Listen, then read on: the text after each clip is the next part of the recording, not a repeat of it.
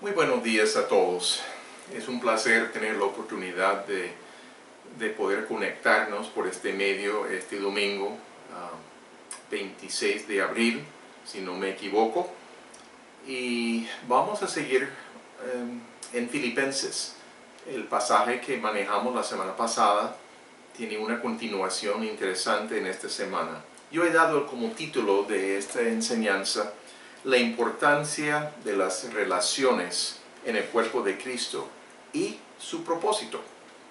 Entonces, les pido el favor de abrir sus Biblias en Filipenses capítulo 2, versículos 12 al 18. Filipenses capítulo 2, versículos 12 al 18.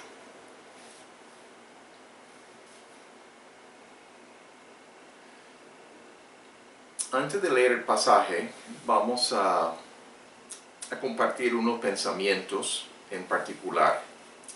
Muchas personas tienen la perspectiva que participar en una iglesia significa participar en las celebraciones dominicales, principalmente. Ser buen cristiano implica una participación con relativa regularidad. Ese pensamiento puede venir de nuestras observaciones de la Iglesia Católica referente a la asistencia a las misas y de ideas comúnmente aceptadas, pero no refleja la perspectiva de la Biblia. Pablo vuelve a hablar de la importancia de cuidarse de la calidad de relaciones interpersonales, mencionando algunas ideas puntuales y prácticas. Lo que debemos observar es el propósito detrás de su interés en las relaciones. Pablo expresa la importancia de resplandecer como luminares en un mundo corrupto. Nuestra manera de vivir debe ser muy distinta que el mundo alrededor. Además, nos anima a hablar la palabra para guiarles a conocer a Jesucristo. Después del pasaje que tan sublime acerca de Jesucristo que estudiamos la semana pasada, en el capítulo 2, de los versículos 6 al 11, cuando habla de la humillación de Jesucristo y su exaltación, Pablo regresa a la vida práctica de los filipenses. Estaba tratando con los problemas de relaciones interpersonales en los versículos 1 al 4 del capítulo 2. Luego nos llama a tener la misma actitud que hubo en Jesucristo en el versículo 5. A presentar su humillación y exaltación. Es esencial que aprendamos de Jesucristo para poder seguir desarrollando nuestras relaciones en forma sana. Vamos a observar algunas cosas muy interesantes en lo que sigue. Primeramente, vamos a orar. Padre amado, Dios Todopoderoso, tú eres el Dios trascendente, el Dios santo, el Dios soberano. Y tenemos el privilegio de poder hablar contigo y poder estudiar tu palabra que tú nos has dado, tu revelación de ti mismo. Gracias te damos, Padre, en esta mañana, por la oportunidad de poder compartir y pensar y analizar esta porción de tu palabra. Abre nuestro entendimiento, muéstranos todo lo que necesitamos aprovechar a poder entender para poner en práctica para la gloria de tu nombre. Te lo pedimos en nombre de Cristo Jesús. Amén. Inicialmente podemos decir que Pablo apela que trabajemos en nuestras relaciones en el cuerpo de Cristo. Nos exhorta a hacerlo. Y vamos a leer los primeros tres versículos del capítulo 2, comenzando con el versículo 12. Vamos a leer 12 y 13 ahora mismo.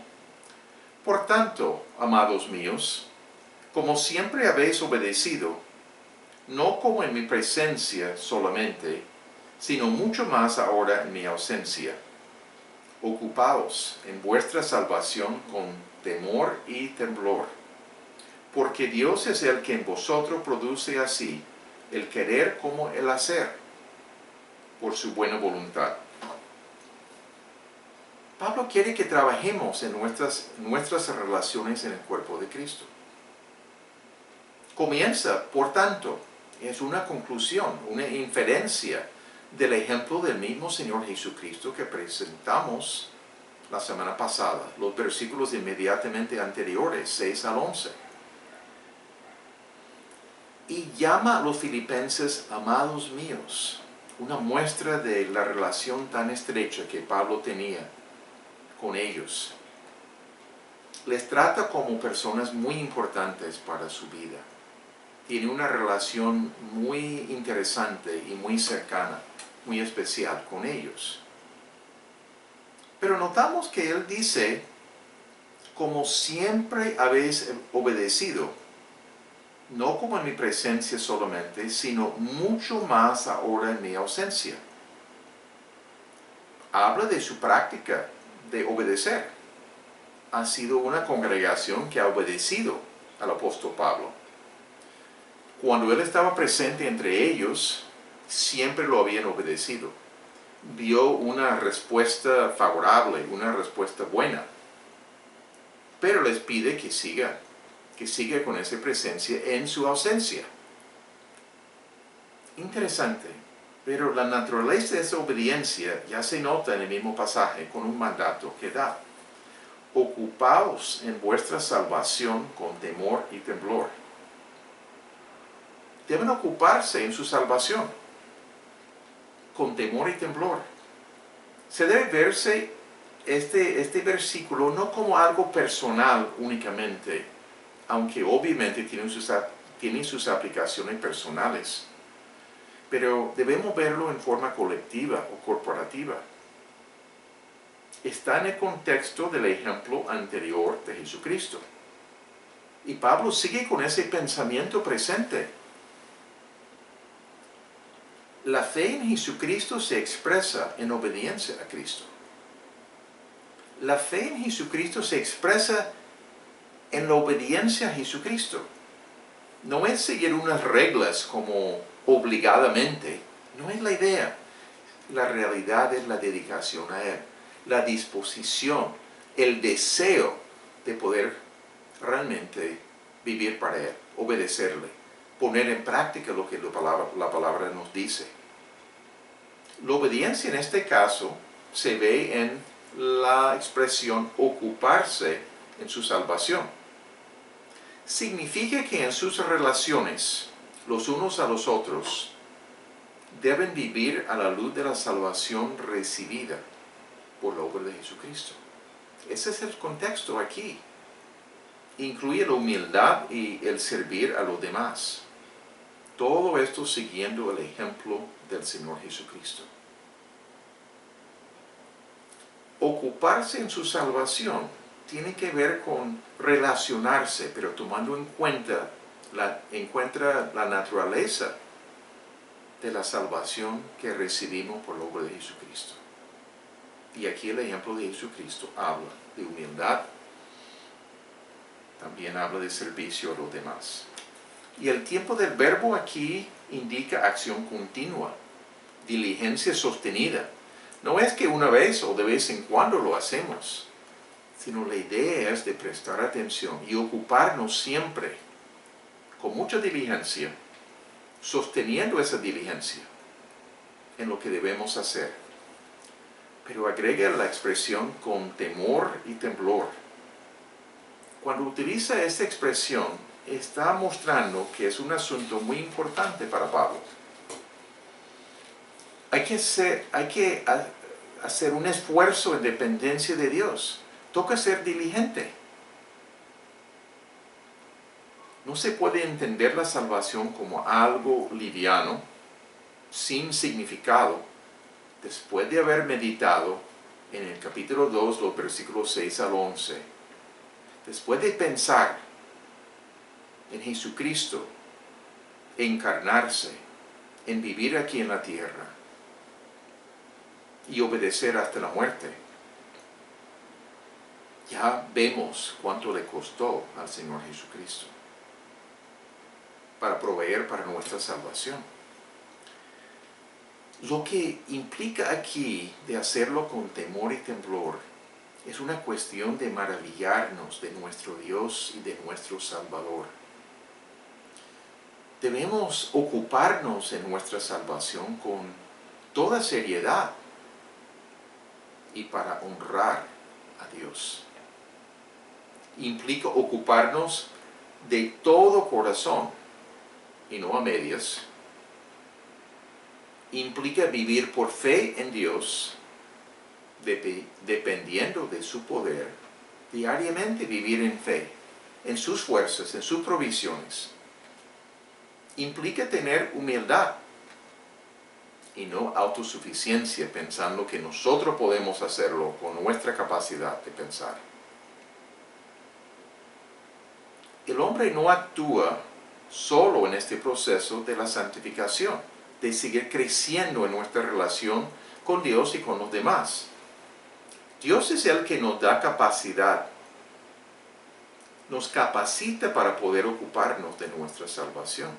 El versículo 13. Dios obra en nosotros, la iglesia, en toda la comunidad. Y dice que produce tanto el querer como el hacer por su buena voluntad. Al actuar en nuestra voluntad, cuando Dios utiliza, o Pablo utiliza la palabra querer aquí, nos da una perspectiva de desear la voluntad de Dios en nuestros corazones. Nos fortalece nuestra propia voluntad para tomar buenas decisiones. Y obra para quitar la rebeldía que puede estar presente en nosotros. Hablando del querer, produce esos efectos. Dios está obrando activamente en nuestra voluntad para estimularla en maneras muy sanas. Cuando habla de producir el hacer en nosotros, implica que nos da el poder para obedecer a Dios. O sea, llevarlo a cabo, vivir como debemos vivir, por la presencia del Espíritu Santo en nosotros. No es posible decir que no podemos obedecer a Dios, porque Dios nos capacita para obedecer, sobre todo con la presencia misma del Espíritu Santo. Dios desea que haya unidad y nada de conflicto entre ellos en la comunidad cristiana allí, pero también tiene aplicaciones a nivel familiar, como mencionamos la semana pasada. La familia es como la iglesia en miniatura, pero las mismas reglas, los mismos principios son valiosos para nosotros. ¿Cómo nos tratamos en el cuerpo de Cristo? ¿Cómo nos tratamos en la familia? Para ahondar un poquito más, encontramos desde el versículo 14, y vamos a leer desde el 14 hasta el 18 para terminar esta sección. Haced todo sin murmuraciones y contiendas, para que seáis irreprensibles y sencillos, hijos de Dios sin mancha en medio de una generación maligna y perversa, en medio de la cual resplandecéis como luminares en el mundo, asidos de la palabra de vida, para que en el día de Cristo yo pueda gloriarme de que no he corrido en vano, ni en vano he trabajado. Y aunque sea derramado en libación sobre el sacrificio y servicio de vuestra fe, me gozo y regocijo con todos vosotros. Y asimismo gozaos y regocijaos también vosotros conmigo.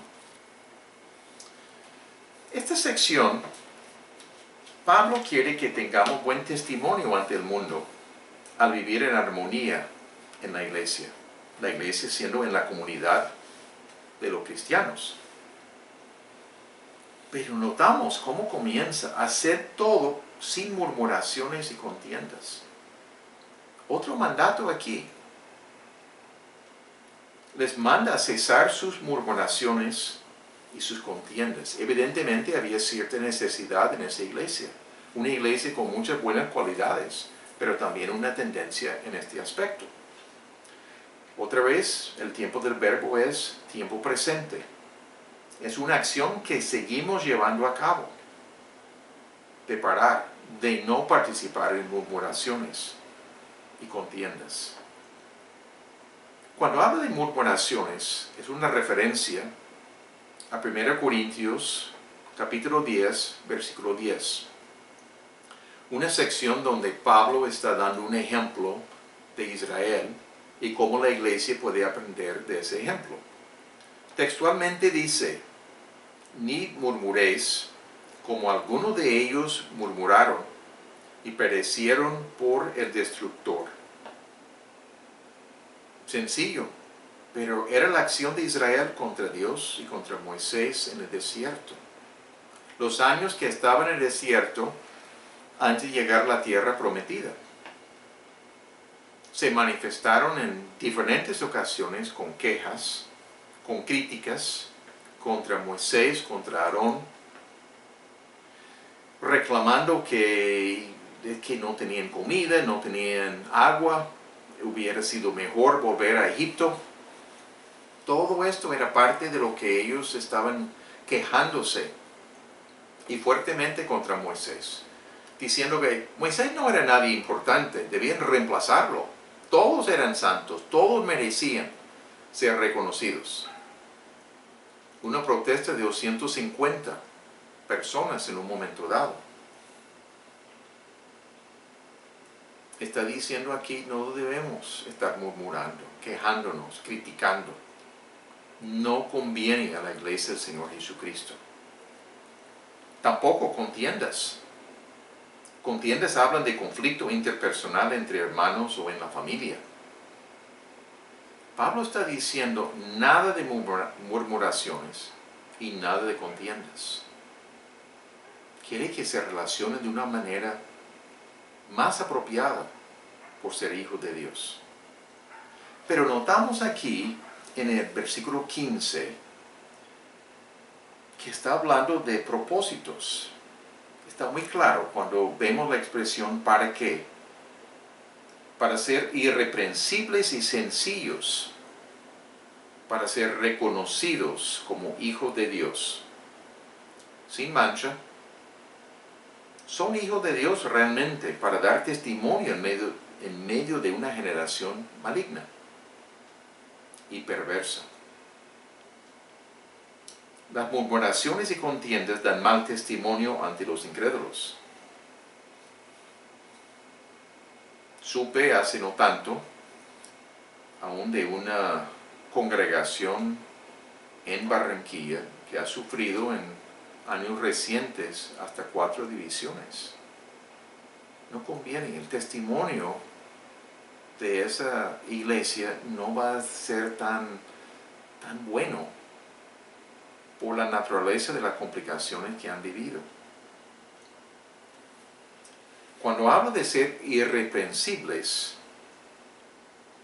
la idea es que Dios no puede encontrar fallas. Es una norma alta que está pidiendo aquí. Cuando habla de sencillos, está hablando de puros. Una referencia a la condición del corazón de ellos, de ser puros de corazón, irreprensibles de conducta.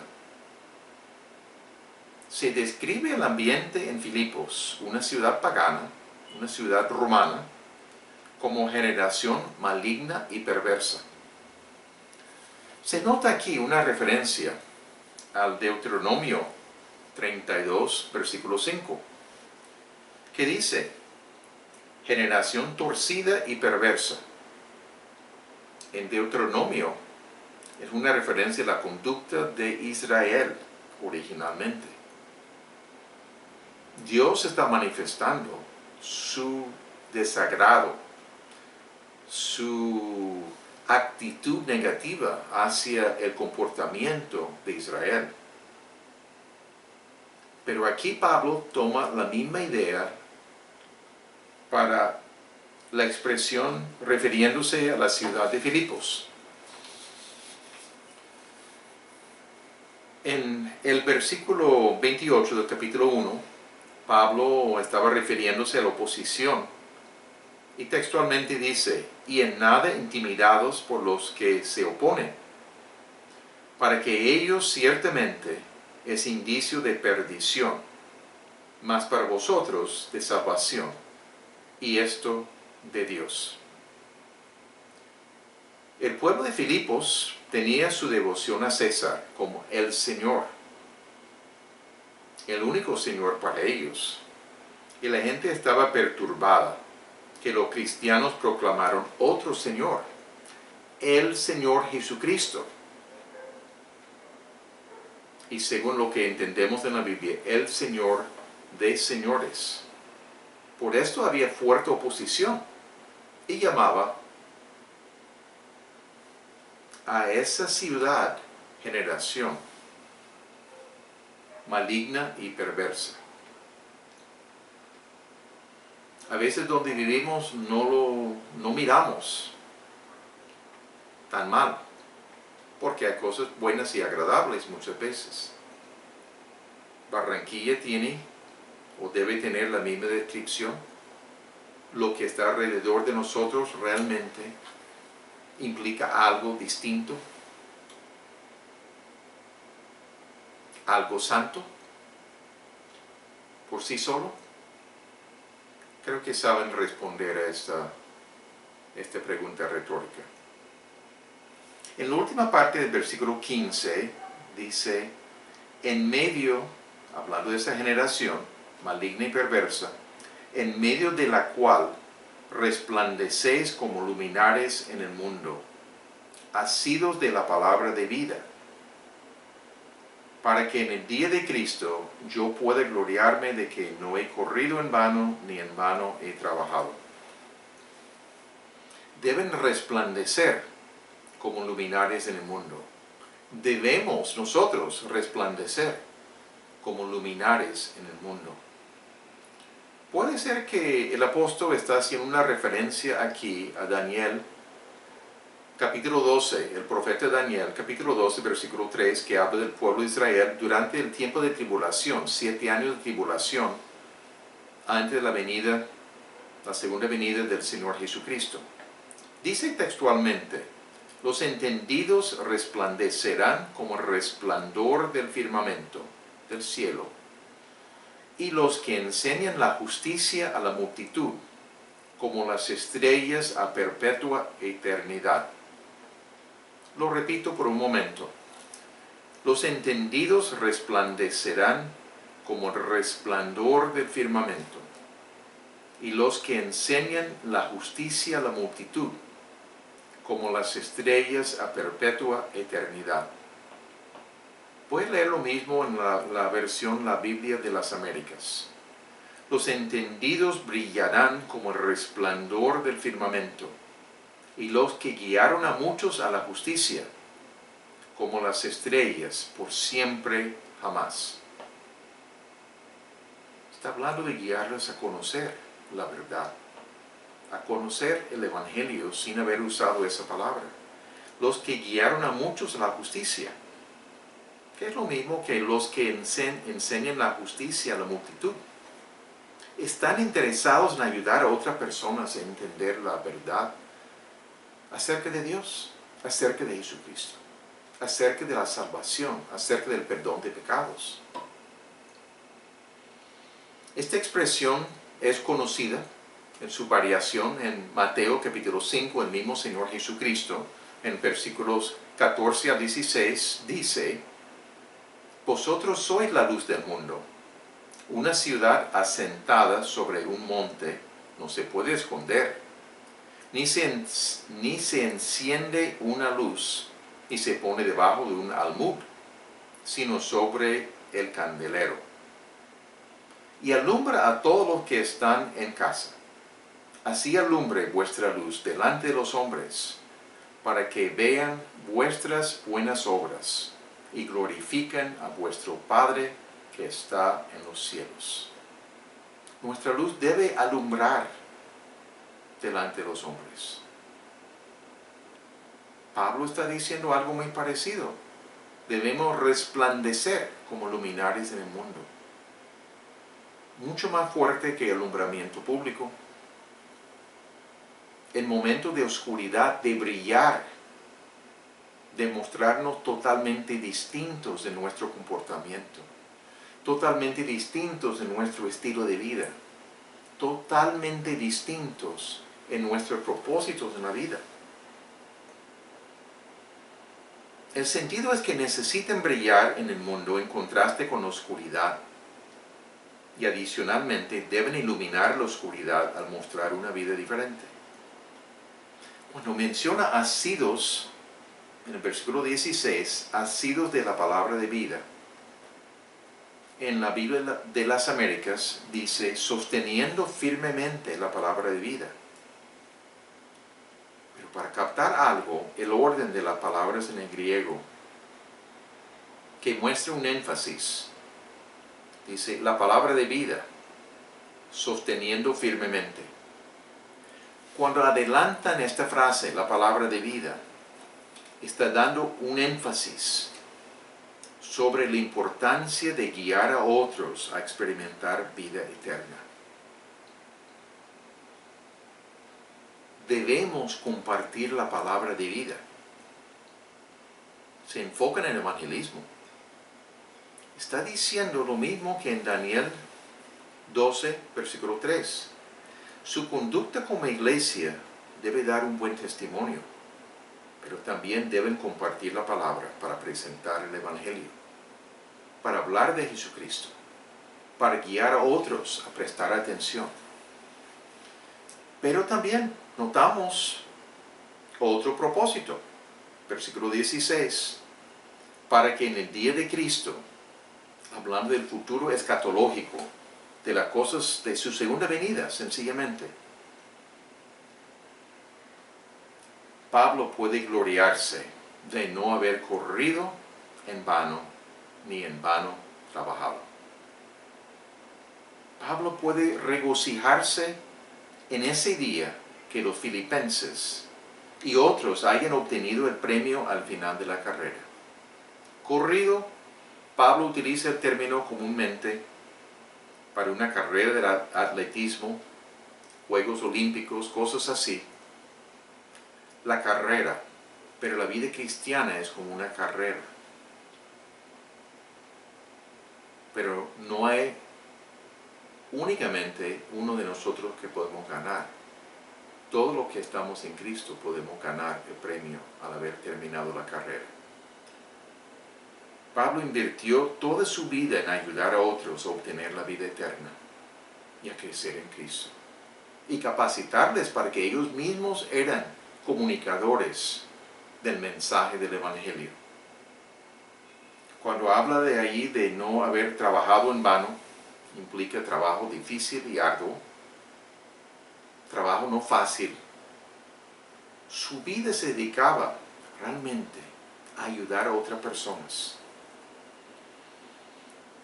Esa frase, esa expresión que Pablo utiliza, sirve como otro incentivo para los filipenses desear obedecer, como comienza en el versículo 12. Pablo se goza y se regocija con todos ellos. Versículo 17. Aunque sea derramada en libación. La libación habla de una ofrenda de vino que se derramaba sobre ciertos sacrificios en el Antiguo Testamento. Una ofrenda de vino, de algo para tomar, pero se derramaba.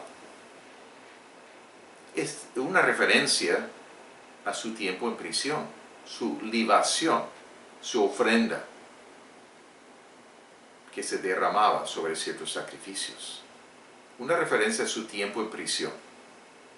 Y sobre el sacrificio y servicio de su fe, la fe de los filipenses. Ellos eran el sacrificio que se presenta aquí, hablando de su sufrimiento por la oposición que experimentan, de los que no quieren escuchar que Jesucristo es el Señor. Pero Él desea que ellos mismos se gozan y se regocijan con Él. Algo compartido. Las circunstancias de Pablo y de los filipenses eran difíciles. pero su actitud debía ser de gozo y no tristeza. La actitud de ellos no tenía que ser de profunda tristeza por las complicaciones, por la oposición. Pablo en prisión, sin la libertad de ir a donde quiere,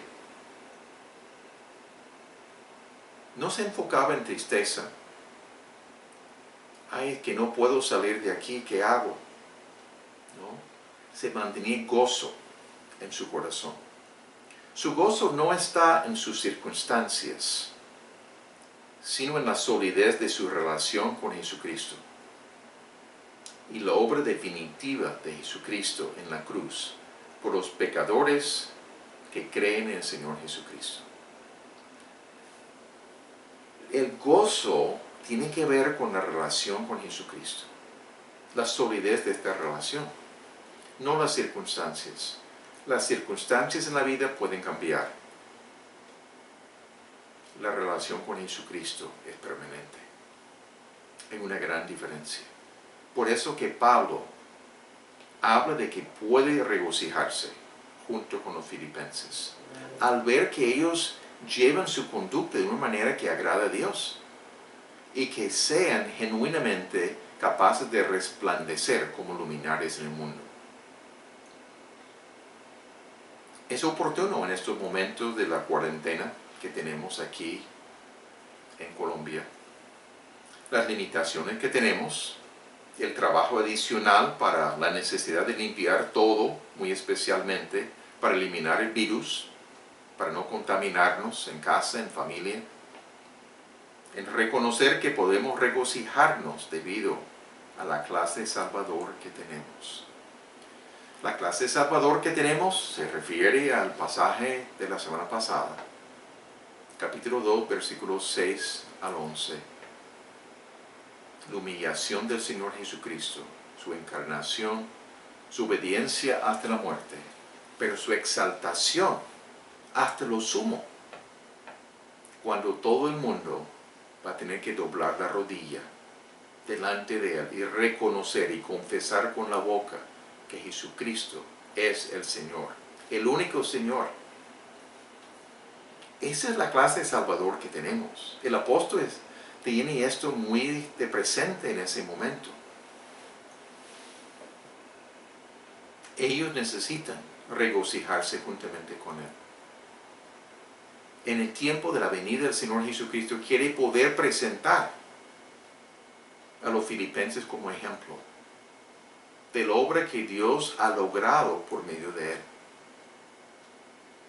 Al ver su buena conducta, al ver su buen testimonio, al ver la capacidad de compartir el Evangelio con otras personas, partes de combatir. Pasaje corto, pero un pasaje práctico, relevante, importante. Vamos a observar brevemente unas aplicaciones para nuestras vidas. Primeramente, y necesito señalar en este texto, porque mandamientos son importantes, encontramos mandatos. Dice que debemos ocuparnos en nuestra salvación con temor y temblor, con seriedad. Debemos hacer todo sin murmuraciones y contiendas, con el propósito de ser irreprensibles y sencillos, hijos de Dios sin mancha en medio de una generación maligna y perversa. Ser muy diferentes en nuestro estilo de vida. Debemos resplandecer como luminares en el mundo y usar la palabra para guiar a otros a Cristo.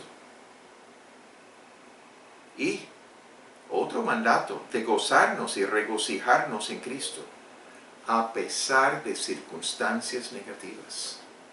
Y hacerlo como comunidad cristiana, por la relación que tenemos con nuestro gran Salvador, por la obra tan grande que Él ha hecho. Pero también encontramos en este pasaje no solamente mandatos que son aplicaciones para nosotros, sino una declaración de verdad acerca de Dios. El versículo 13. Dios produce tanto el querer como el hacer por su buena voluntad. No estamos solos. No tenemos que depender únicamente de nuestras propias fuerzas para obedecer a Dios, para llevar a cabo la voluntad revelada de Dios. Dios nos ha dado provisiones significativas para poder llevar a cabo estas cosas. Una reflexión muy breve de la situación contemporánea, aún en las iglesias.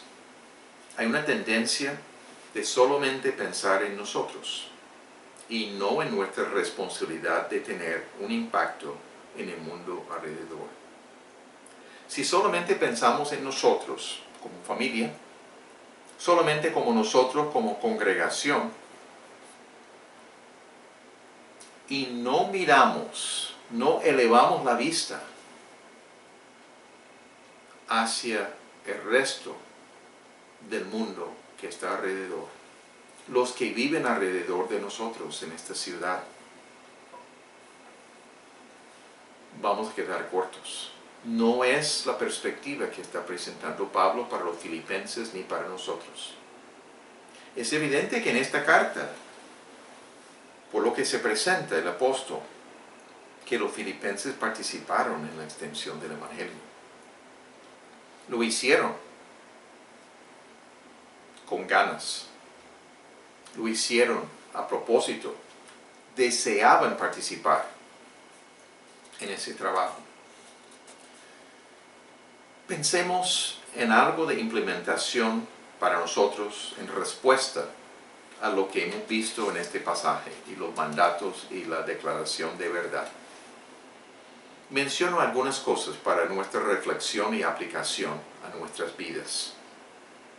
Necesitamos refinar nuestra visión acerca de nuestro impacto en las vidas de muchas otras personas.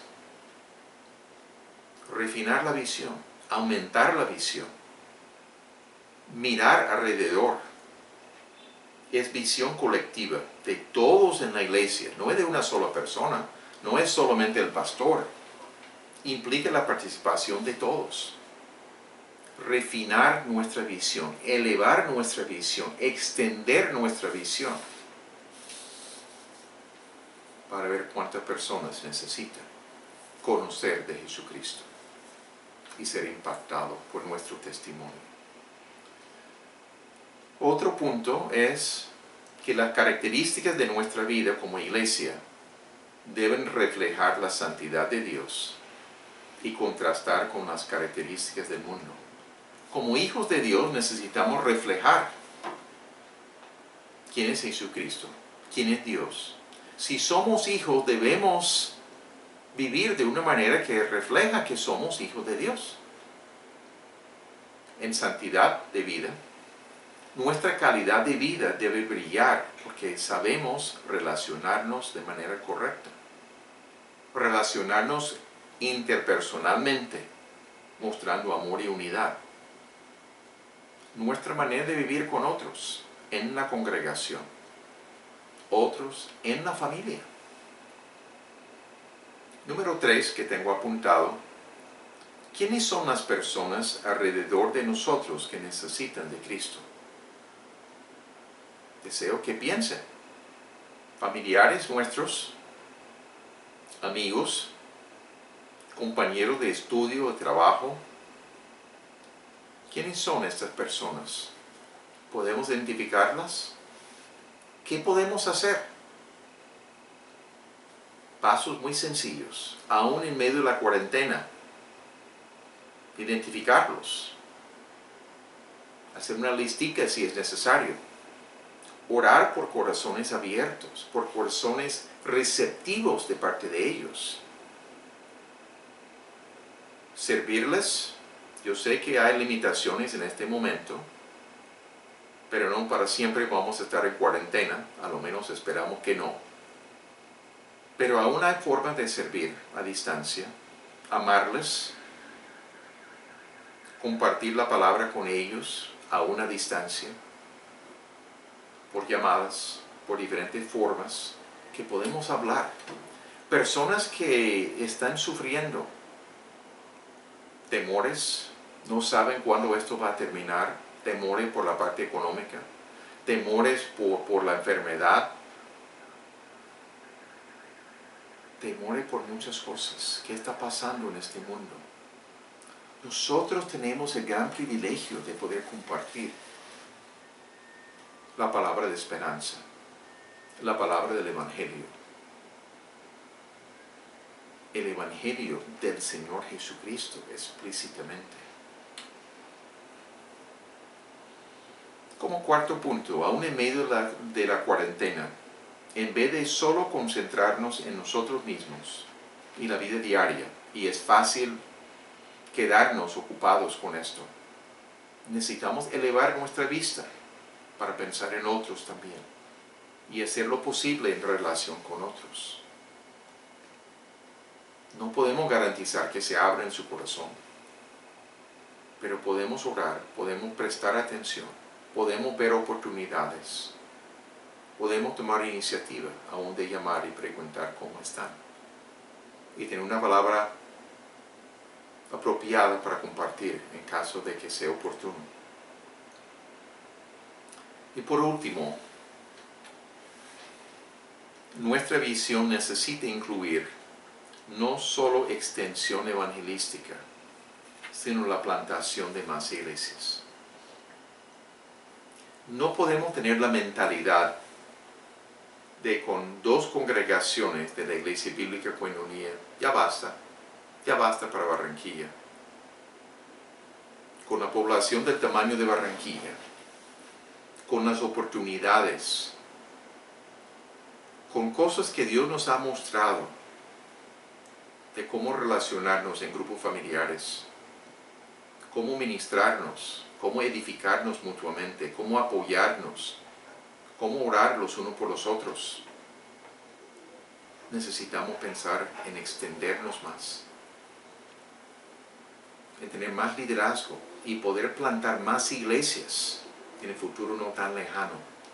Necesitamos tener diferentes lugares en esta ciudad donde podemos vivir la vida que Cristo quiere para nosotros y compartir la palabra. No solamente en una celebración, no solamente compartiendo de una forma diferente en los grupos familiares, el encuentro de grupos, sino también personalmente, buscando cómo podemos compartir con otros. Es esencial meditar en Filipenses capítulo 2, versículos 1 al 11, la semana pasada, y capítulo 2, 12 al 18, lo que compartimos en esta mañana, para dejar que las enseñanzas de Pablo penetren profundamente en nosotros. Si no meditamos, si no volvemos a leer, si no nos detenemos pensando, va a entrar por un oído y salir por el otro sin ningún impacto en nuestras vidas. Necesitamos meditar en quién es nuestro Salvador, en lo que ha hecho. Tantas cosas tan especiales.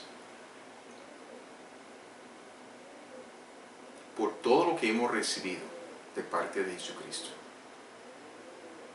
debemos tomar el tiempo para meditar con frecuencia en quién es Él y lo que ha hecho por nosotros.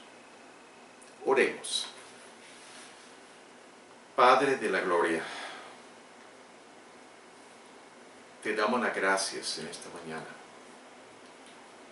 por esta oportunidad de compartir acerca del Señor Jesucristo, acerca de la voluntad tuya para la iglesia del Señor Jesucristo.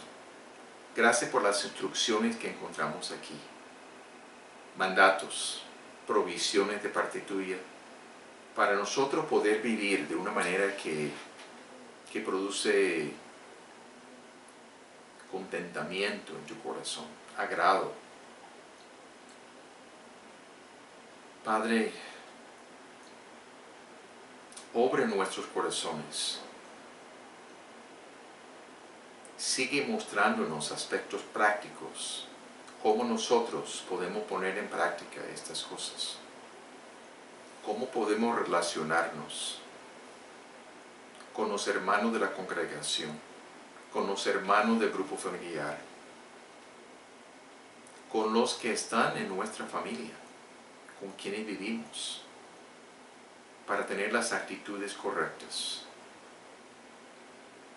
para poder reflejar en nuestra conducta diaria que estamos ocupándonos en nuestra salvación con temor y temblor, con seriedad, con diligencia. Sigue obrando en nosotros, Padre. Necesitamos tu obra en nosotros y necesitamos seguir tomando decisiones. Gracias te damos por la manera como tú vas a obrar y seguir transformándonos para la gloria de tu nombre. Pedimos todo esto en el nombre de nuestro gran Salvador, el Señor Jesucristo. Amén.